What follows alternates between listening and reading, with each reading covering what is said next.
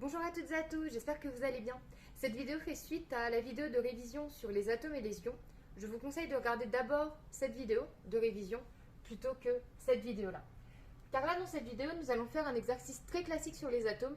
Le but, en fait, c'est à partir de la classification périodique, retrouver toute la composition d'un atome, que ce soit le nombre de protons, de neutrons, de nucléons ou d'électrons. Alors, on va commencer, donc je précise, c'est un exercice très classique, notamment en évaluation, vous aurez quasiment le même. Donc on va commencer par la façon la plus simple, c'est-à-dire que je vous donne le nom de l'atome et vous devez retrouver son symbole, le nombre de protons, d'électrons, de nucléons et de neutrons. Donc l'atome de Bohr, si vous regardez dans la classification périodique, vous vous rendez compte que vous observez, donc il est à la 13e colonne et à la 2e ligne, vous observez que l'atome de Bohr se note B, 5 pour le nombre du bas et 11 pour le nombre du haut. Ça signifie que le symbole, c'est simplement un B majuscule. Et ensuite, rappelez-vous, comme vous l'avez vu dans la vidéo de révision, le nombre du bas, ça désigne le nombre de protons. Le nombre de haut, ça désigne le nombre de nucléons.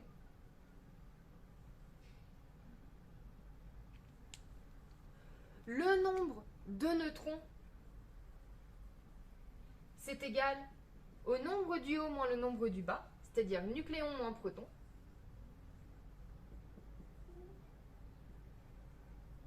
Et le nombre de protons, c'est égal au nombre d'électrons. Voilà tout ce qu'il y a à voir pour cet exercice. Si on se repenche sur le cas du Bohr, le nombre de protons, c'est le nombre du bas. Donc, nombre de protons, ce sera simplement 5. Nombre d'électrons, un atome est neutre, donc il a autant de charge plus que moins. Ça veut dire qu'il a aussi 5 électrons. Donc pour un atome, protons et électrons, c'est toujours le même nombre. Attention, ce n'est pas vrai pour un ion. L'atome est neutre alors que l'ion est chargé. Donc l'atome, il a le même nombre de protons et d'électrons, mais l'ion, il n'a pas le même nombre de protons et d'électrons. Ensuite, le nombre de nucléons, c'est le nombre du haut, donc ce sera 11. Et enfin, le nombre de neutrons, il faut faire une petite soustraction. Ici, c'est égal à 11 moins 5, et 11 moins 5, c'est égal à 6. Voilà pour le cas le plus facile. Ensuite, un peu plus difficile. Vous devez trouver, dans la classification périodique, l'atome qui a comme nombre de protons 14. Ça veut dire que son nombre du bas sera égal à 14. Donc il vous restera à trouver, dans la classification périodique, quel est l'atome,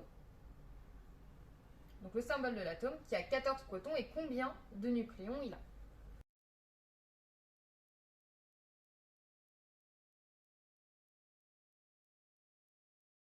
En l'occurrence, l'atome qui a 14 protons, c'est le silicium.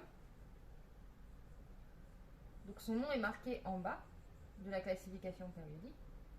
C'est le silicium. On le note SI, grand S et petit i. La première lettre est toujours en majuscule et celle d'après toujours en minuscule.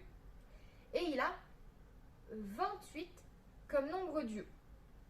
Maintenant qu'on sait ça, qu'on l'a trouvé dans la classification périodique, on peut compléter le tableau. Le nom de l'atome, c'est donc le silicium. Son symbole, c'est SI. Son nombre d'électrons, c'est le même que le nombre de protons. Ici, vous avez vraiment le même nombre, toujours pour un atome. Donc 14 électrons et 14 protons. 14 plus 14 moins. Le nombre de nucléons, c'est le nombre du haut, 28. Et le nombre de neutrons, c'est les nucléons moins les protons.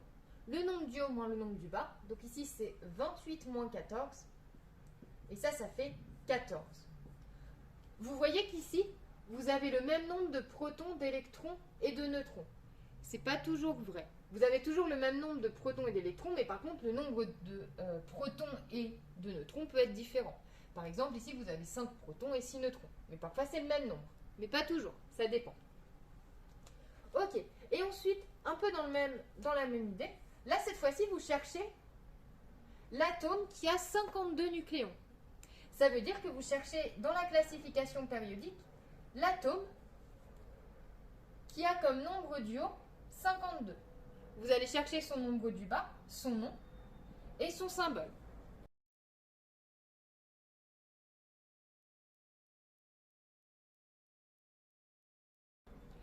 En l'occurrence, l'atome qui a 52 en nombre, en nombre de masse, en nombre de nucléons, c'est le chrome. Donc ça se note comme ça, CHR-OME, comme le navigateur internet, comme Google Chrome. Ça se note CR, pas CH, attention. Parfois, ce n'est pas les deux premières lettres. Là, ici, ce sera juste CR, donc même chose, grand C, petit r. Et son nombre du bas, c'est 24. Numéro atomique 24. La même chose, on a tout ce qu'il faut. Donc, on va pouvoir noter le nom de l'atome. C'est l'atome de chrome. Son symbole, c'est Cr. Son nombre de protons, c'est le nombre du bas, 24. Son nombre d'électrons, c'est le même que le nombre de protons. Et là, on doit faire une petite soustraction pour trouver les neutrons. 52 moins 24. 52 nucléons moins 24 protons. Donc c'est-à-dire le nombre du haut moins le nombre du bas. Et ça vous fait 28. Voilà, donc ça c'est un petit exercice très classique en fait qui vous permet de réviser à la fois comment est-ce qu'on se sert de la classification périodique, comment est-ce qu'on retrouve les différents atomes dedans, et aussi quand on connaît l'atome de la façon dont il apparaît dans la classification périodique, comment est-ce qu'on retrouve chacun de ces nombres-là. Donc voilà, vérifiez que vous êtes bien capable de faire cet exercice. Si vous êtes capable de le faire, c'est que vous avez vraiment bien compris. Et au niveau de l'évaluation, sur la partie atomes, il n'y aura pas de souci. Sur ce, je vous souhaite un bon courage, de bonne révision. Et n'hésitez pas à aller regarder cette fois-ci la petite vidéo sur les exercices sur les ions.